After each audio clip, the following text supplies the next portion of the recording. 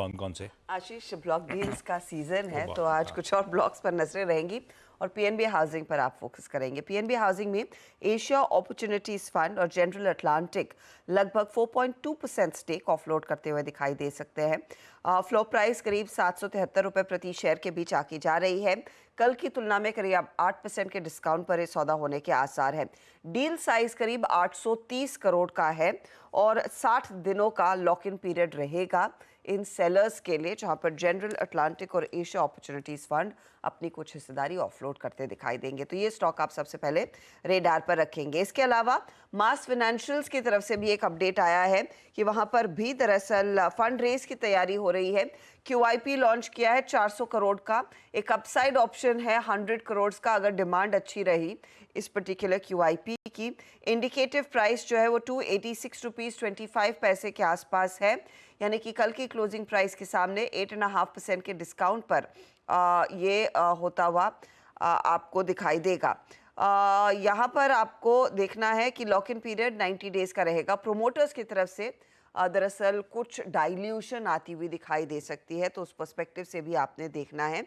लगभग 8.5% का डाइल्यूशन होता हुआ दिखाई देगा इस पर्टिकुलर QIP में। तो ये दो स्टॉक सबसे पहले आप रेडार पर रखेंगे। इसके बाद सफायर फूड्स, कल ये बोर्ड बैठक हुई और स्टॉक स्प्लिट की अनुमति आ गई है। एक शेयर को 5 में बांटने का दरअसल फैसला कंपनी ने किया है। ब्रिगेड एंटरप्राइजेज ने करीब करीब कोची में एक वर्ल्ड ट्रेड सेंटर का तीसरा टावर बनाने के लिए एक अग्रीमेंट साइन की है। 150 करोड़ का डेवलपमेंट रहेगा इस पर्टिकुलर प्रोजेक्ट का। KEI इंडस्ट्रीज की दरअसल कुछ प्लांट में एक लेबर स्ट्राइक हुई जो 9 जून से चल रही है, उसका कुछ इम्पैक्ट आता हुआ आगे दिखाई दे सकता है। ये थोड़ी सी चेतावनी आई है कंपनी की तरफ से। ऑपरेशंस जो है वो पार्शियली इम्पैक्ट होते हुए दिखाई दिए हैं। अच्छा, थोड़ा डिलेड आता है लेकिन टेलीकॉम डेटा आया है अप्रैल महीने का, जहां पर जियो ने सब्सक्राइबर्स ऐड किए हैं नियरली 26.87 लाख। भारती एयरटेल ने 7.5 लाख सब्सक्राइबर्स जोड़े हैं और जो भारती ने जोड़े वो लार्जली वोडाफोन ने गंवाए हैं। 7.35 लाख सब्सक्राइबर्स इन्होंने लूज किए हैं। तो ये स्टॉक्स रेडार पर रहेंगे। ब्लू डार्ट कह रहा है कि ये अब ड्रोन से डिलीवरी के ऑपरेशंस कमेंट्स करते हुए दिखाई देंगे। लार्जली ई-कॉमर्स प्लेयर्स के लिए अटेम्प्ट किया जाएगा। स्काई एयर के साथ इन्होंने टाई अप किया है जो एक बड़ा ड्रोन प्लेटफॉर्म है। इंडियन ऑयल ने एक जॉइंट वेंचर अग्रीमेंट साइन किया है GPS रिन्यूएबल एनर्जी के साथ। एक 50-50 JV है।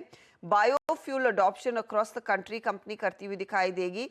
कंप्रेस्ड बायोगैस दरअसल बनाएंगे एडवांस टेक्नोलॉजीज के साथ। जो ऑर्गेनिक वेस्ट है उसको कंप्रेस्ड बायोगैस में कन्वर्ट करने का प्लान है दोनों एंटिटीज का।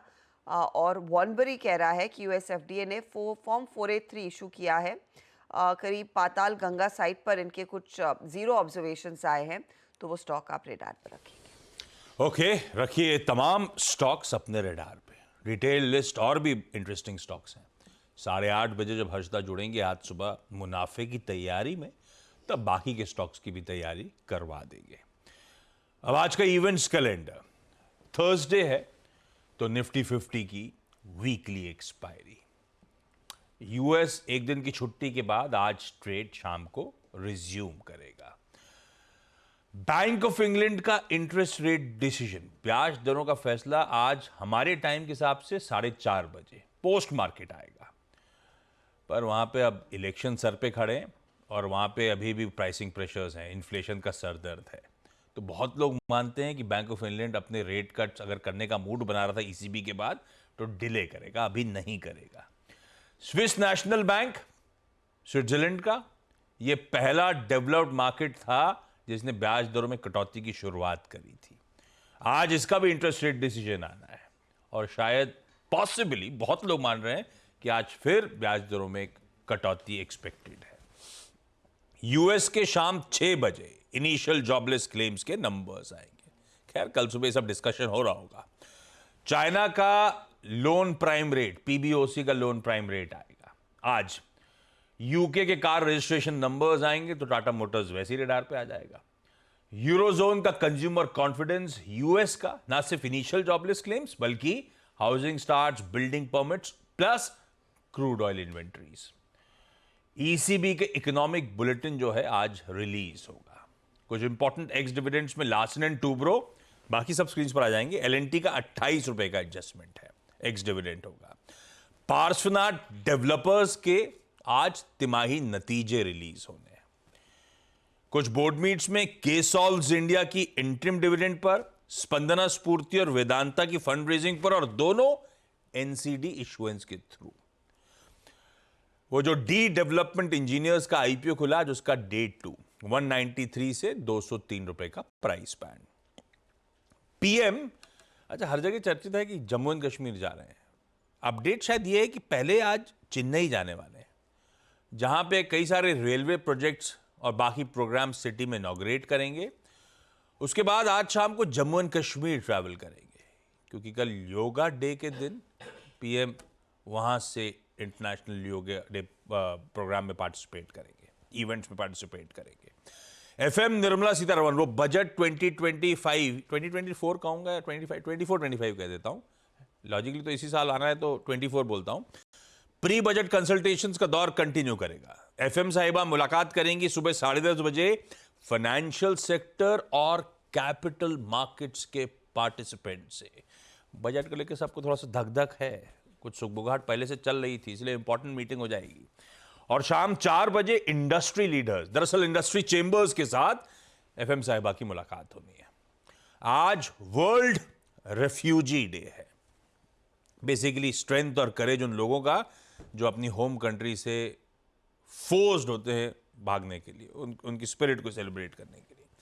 आईसीसी वर्ल्ड कप सुपर 8 चल रहा है, अंडरवे है। आज इस समय वैसे as we speak England versus West Indies का मुकाबला चल रहा है, और आज शाम को हमारा सुपर 8 का पहला मुकाबला है इंडिया वर्सेस अफगानिस्तान, रात 8 बजे।